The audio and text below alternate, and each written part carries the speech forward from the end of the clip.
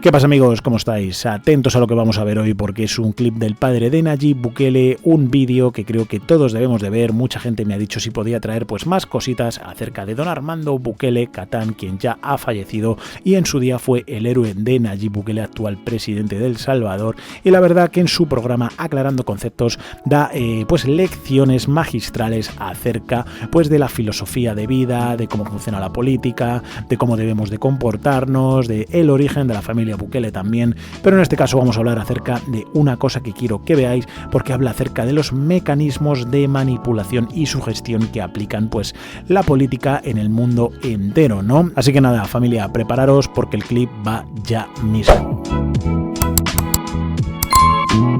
Un cordial saludo a todos los amigos y amigas de siempre. El siguiente programa es un resumen elaborado por dos creyentes evangélicos de Costa Rica y es el resultado de un foro bíblico para líderes de las iglesias evangélicas en ese país, realizado en julio del 2010 y patrocinado por las Sociedades Bíblicas de Costa Rica. No ha sido hecho, ni dicho, ni analizado por mi persona, ni por algún otro creyente musulmán o por un seguidor de la Iglesia Católica, sino por líderes evangélicos creyentes y practicantes con una certera y profunda autocrítica.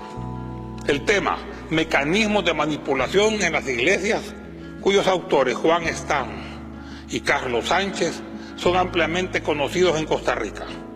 El estudio por ello realizado es más amplio y este trabajo es tan solo un resumen, el cual se ha adaptado al tiempo máximo de 10 minutos disponibles en este programa.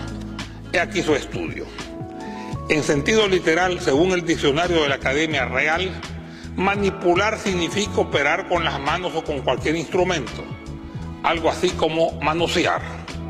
En su significado que nos interesa se define como acto de intervenir con medios hábiles y a veces arteros, con distorsión de la verdad o la justicia y al servicio de intereses particulares.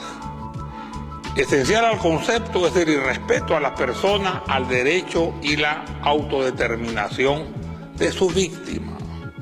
Manipular es jugar con el pensamiento, sentimiento y conducta de otras personas. Un buen punto de partida puede ser un análisis psicológico del fenómeno de la sugestión. Así, el sentido de sugestionar que nos interesa es el proceso psicológico mediante el cual una persona busca dominar la voluntad de alguien, llevándola a pensar o actuar de determinada manera.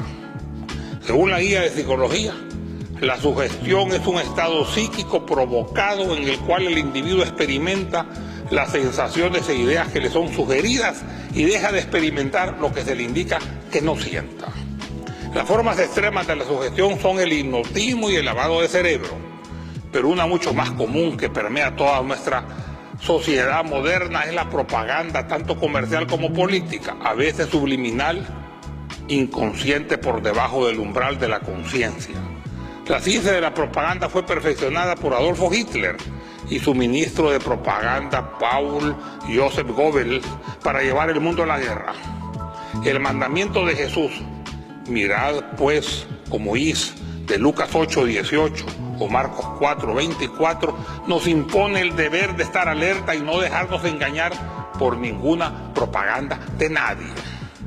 Cuando uno se despierta a estas realidades, comienza a ver que en las iglesias también hay sugestión, métodos de propaganda y técnicas hipnotizantes.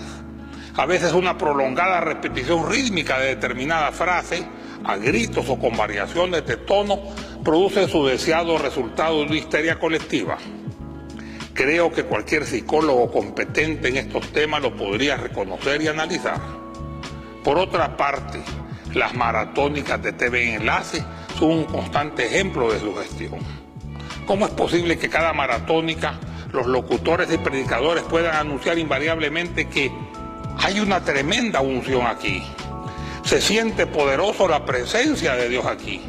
Cabe la sospecha legítima que es más bien sugestión con miras a crear la impresión de algo misterioso y maravilloso para que la gente envíe sus ofrendas. Queda sumamente vago en qué consiste esa unción. ¿Cómo saben que está presente? ¿Y cómo puede ser tan predecible e invariable? Jesús dijo que el Espíritu Santo actúa donde quiere, lo que Lutero parafraseó. El Espíritu Santo actúa cuando, dónde y como Él quiere, y no cada vez que nosotros lo decidamos, y después producimos por sugestión las sensaciones correspondientes. Otra forma de manipulación, el chantaje, consiste en emplear promesas o amenazas para someter a las personas. En el sentido más amplio, el evangelio de las ofertas y la teología de la prosperidad, cuando se emplean para provecho personal, que ocurre no tan infrecuentemente, califican como chantaje o extorsión. Casi siempre estas promesas y amenazas apelan al egoísmo, como cuando se profetiza un gran futuro de fama y éxito para personas inseguras. Muy comúnmente estas promesas producen confusión en sus víctimas y le hacen mucho daño. Muy relacionada con estos chantajes es la intimidación, cuya más grave son las frecuentes maldiciones que se lanzan contra las personas. Estas maldiciones son el colmo, el acabose del chantaje, o te sometes o te maldigo. Por falsas que sean estas maldiciones, tienen una tremenda fuerza para infundir terror y arruinar la vida de las personas. A veces estos profetas convalidan hechizos venidos del espiritismo en la vida anterior de los acusados, y yo agrego la maldición cuando las ofrendas son pequeñas o se dan billetes de $1 o la ofrenda suena. Muy generalizada en nuestros días de la teología de la sumisión incondicional, una teología de la autoridad absoluta del apóstol, profeta o pastor que condena y prohíbe toda crítica. Produce pastores que son dictadores, que pretenden controlar toda la vida de los creyentes para enamorarse, casarse, comenzar un plan de estudios o dejarlo, aceptar un empleo o dejarlo. Para todo se necesita el visto bueno del soberano pastor, apóstol o profeta. Se olvida que Mateo 7:1 condena la criticonería de los fariseos que pretendían juzgar a los demás sin ser juzgados ellos, que juzgaban la paja en el ojo ajeno sin reconocer la viga de su propio ojo. Lejos de prohibir la crítica sana y responsable, enseguida el pasaje nos llama a guardarnos de los falsos profetas, lobos vestidos de ovejas, y a conocer a todos por sus frutos, no por su palabrería espiritual.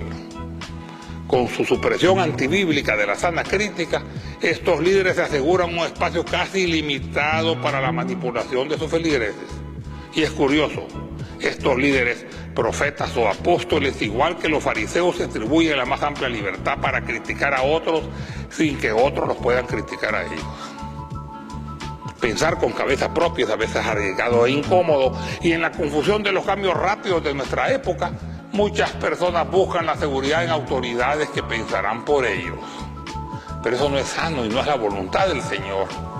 El autoritarismo no tiene futuro. Una expresión especial de ese autoritarismo manipulador es la supuesta autoridad incuestionable de los profetas.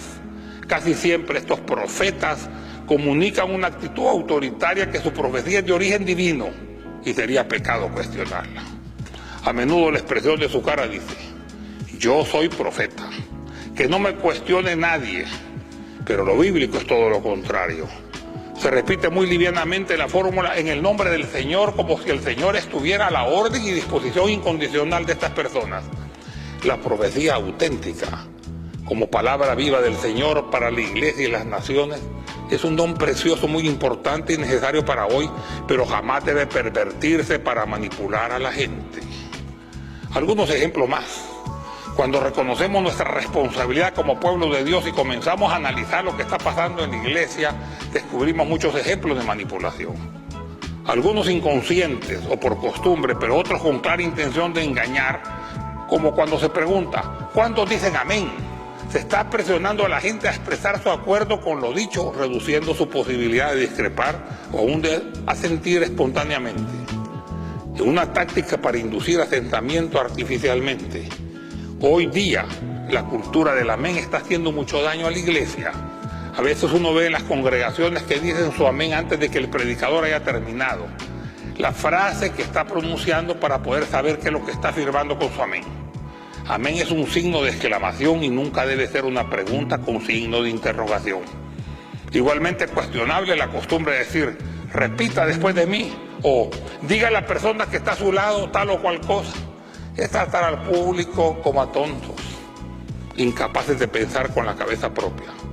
A veces llega a ser lo ridículo. Una vez oí a un predicador decir: wow, y después: repitan todos conmigo. ¡Wow! En la misma categoría pondría, den un buen aplauso para el Señor. Si vamos a aplaudir o vamos a decir amén, deben nacer espontáneamente de nuestros corazones, no por manipulación ni por costumbre ciega.